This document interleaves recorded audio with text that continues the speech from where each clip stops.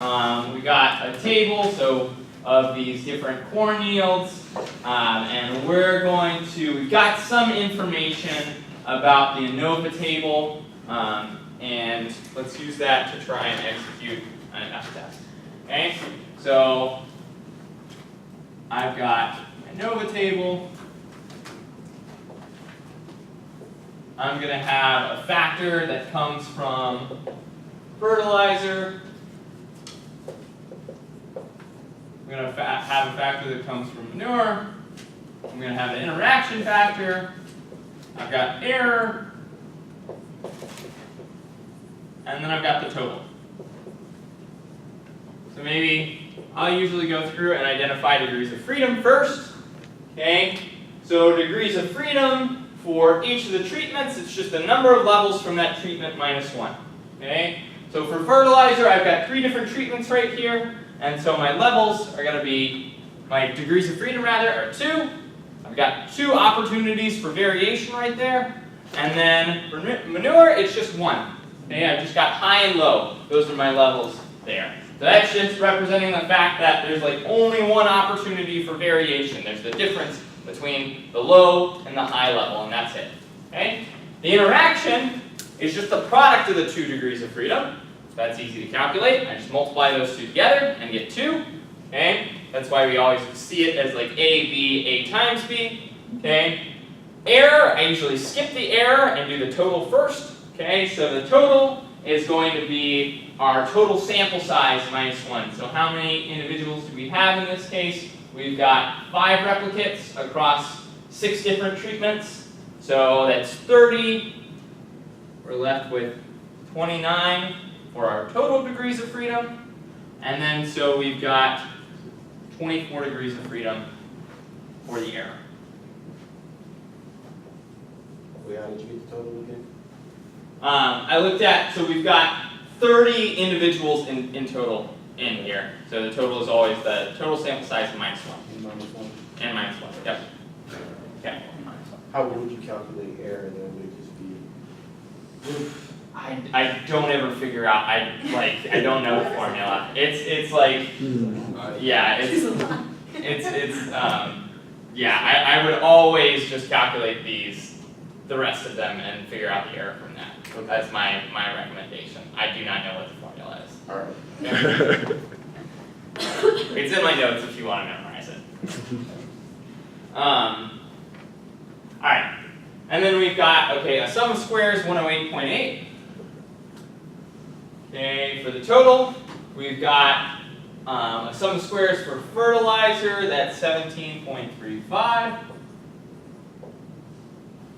Okay, we've got a mean square for the interaction. This is 2.461. Okay, and then I've got an F statistic for fertilizer. 2.979. Okay, so I gotta figure out how to fill out the rest of these values in my table. Okay, remember I'm going to have 3 different F statistics, 1 for each of my hypotheses right here.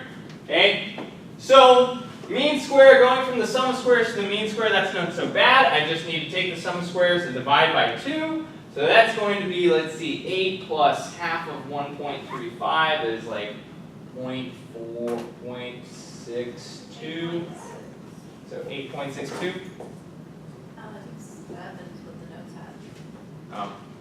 8.67. 8.67. Okay. All right. Great. Okay. And then let's see. What am I going to have to do next? Oh, I could probably find the sum of squares for fertilizer just by multiplying this guy by 2, since I would have had to divide it by 2 to get that value. So that's going to be, let's see, 4.94 about. Pretty close? Yeah, whatever. I can tell you the numbers if you want to know. I don't care. If you want to do math in your head, it's fun. Yeah. right, and then, okay.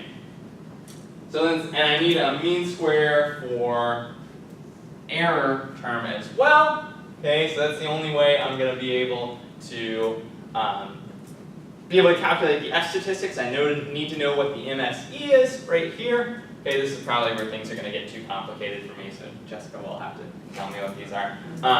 But so we've got this mean square for error right here. I get it. I take the fact that the F statistic right here is going to be equal to 8.67 divided by the MSE. And so then I could solve for the MSE there. So the MSE is going to be 8.67 divided by 2.979. So it's going to be like about 3. 2.91. 2.91. Okay. Cool.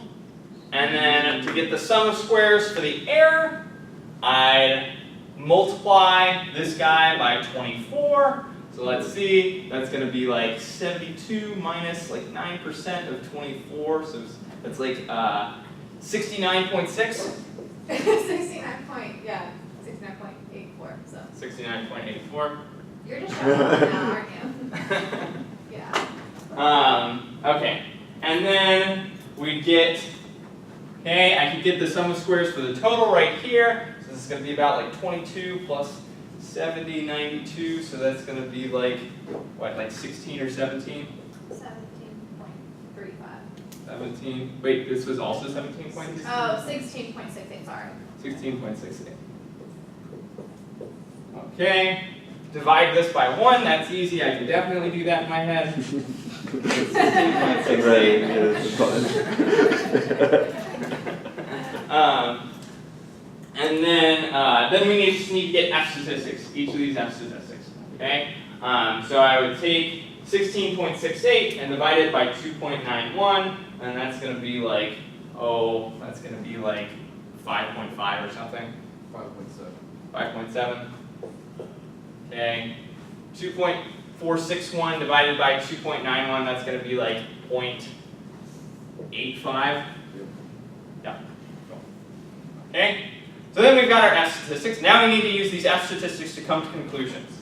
Right? So the first thing that we should do is we should test the interaction hypothesis. Because if we reject the interaction hypothesis, then we're done. Then we say, great, I don't need to do anything with the main effects if I have rejected the interaction hypothesis. Okay? So start with that.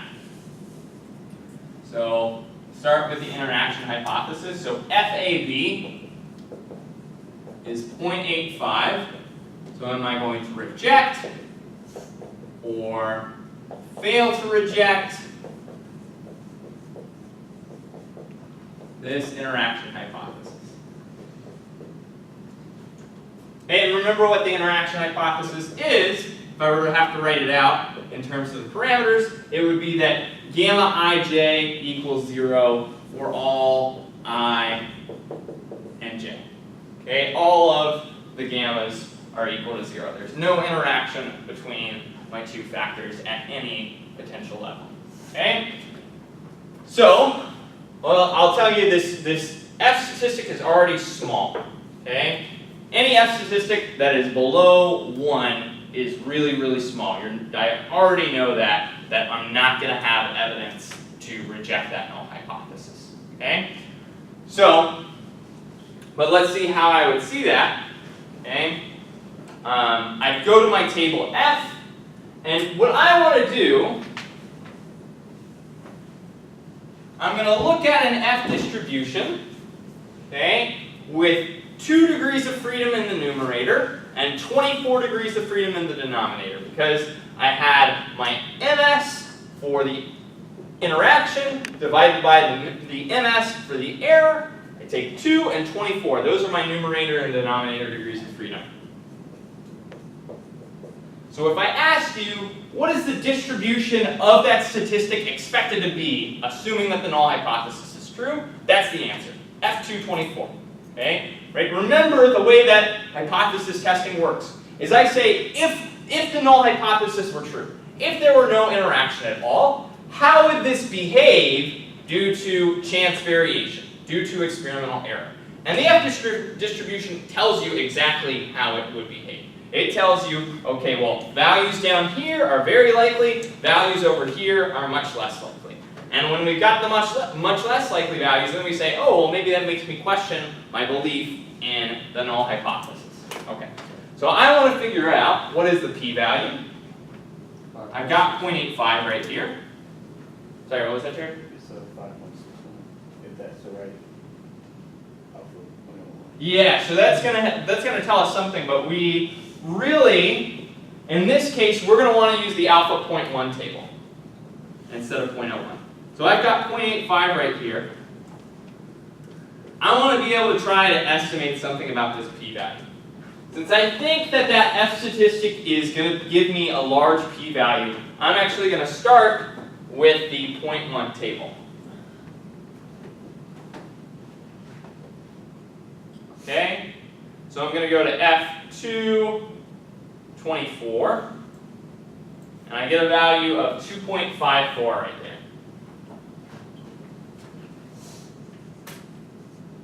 Here's 2.54. What that tells me is that the p-value associated to 2.54 is 0.1. Okay? So that says that my p-value for 0.85, the area under the curve here really has to be a lot larger than 0.1. Okay? My p-value is larger than 0.1, we really never have a significance level that's larger than 0.1. Okay? So in this case, I would fail to reject the interaction hypothesis. There is not sufficient evidence to claim there's an interaction between these two factors. So, Yeah, Mark. simply put, if the number on the table is bigger than your F stat, you're going to fail to reject. And if it's smaller than your F stat, you reject. So, if you're looking at the right, yeah, you need to look at the right significance level for that. But I could ask you for a little bit more information than that. Maybe I wouldn't just ask you, do you reject or fail to reject? I might ask you, give me a range of values for the p-value.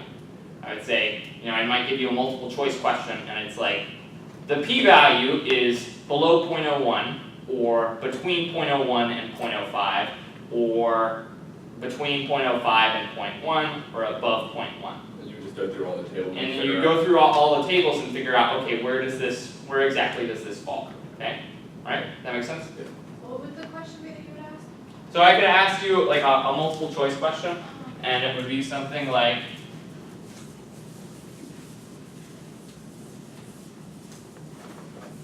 okay, let's say the p-value for the null hypothesis for factor B is, and then I'd have options here, below 0.01, between 0.01 and 0.05, between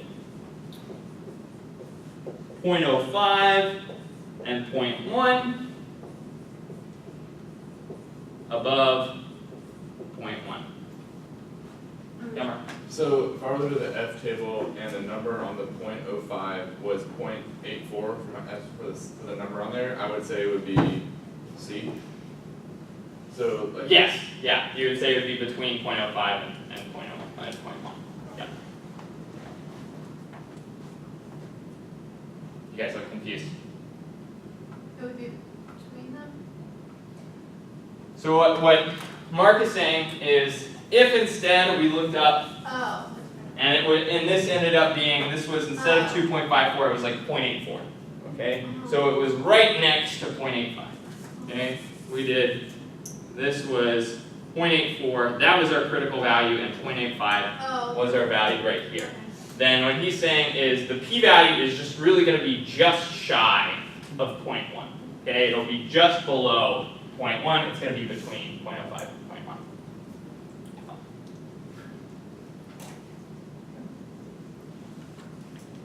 What next?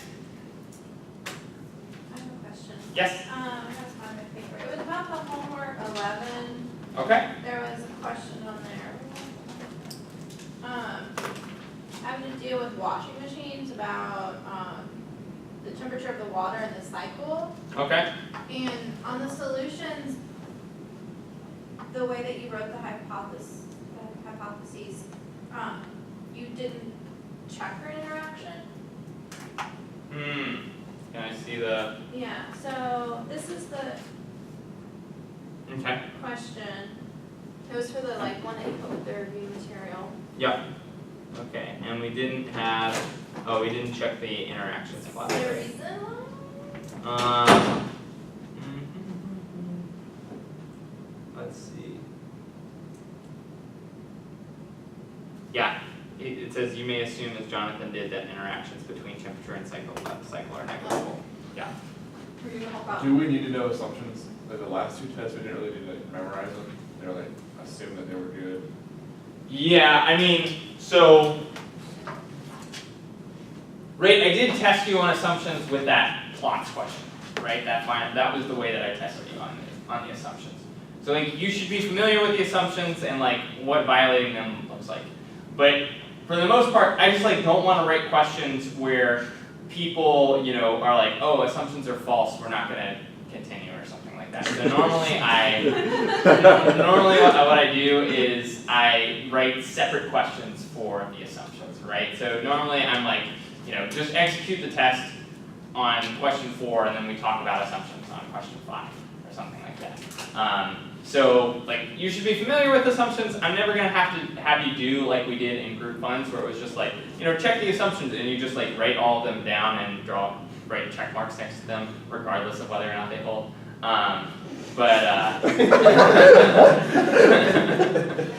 But you should like be familiar with them and like what they look like. I mean, you should know the assumptions, yes. But don't worry about religiously checking them on every single question on the test. Okay.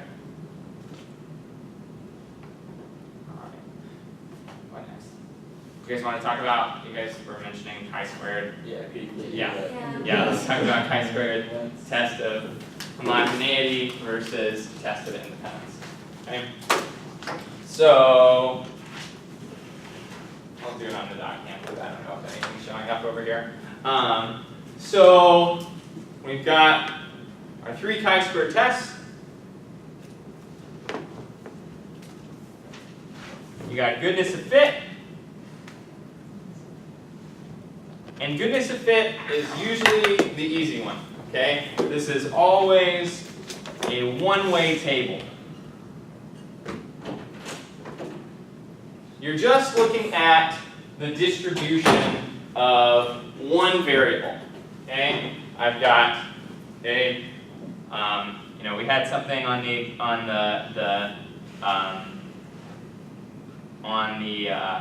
exam 1, I guess it was, where we were looking at like voters by race, or maybe it was jurors by race, okay? And we just had like white, okay, there were like 79 of them, black, 12, Latino, 13, Asian, 2, something like that. Okay, where I just have one individual category right here. You don't get too confused if there's like a second row. These are like the observed counts. There could be a second row where we're looking at like expected voter by race, or like distribution within the county, like population in the county. And this is something like, oh, this is 77%, 5%, 3%, 5%. Okay, so it could have 2 rows, but one of the rows is the observed counts, and one of them is like the expected counts. Also, a really common mistake on the last exam was people converting the observed counts to percentages, and then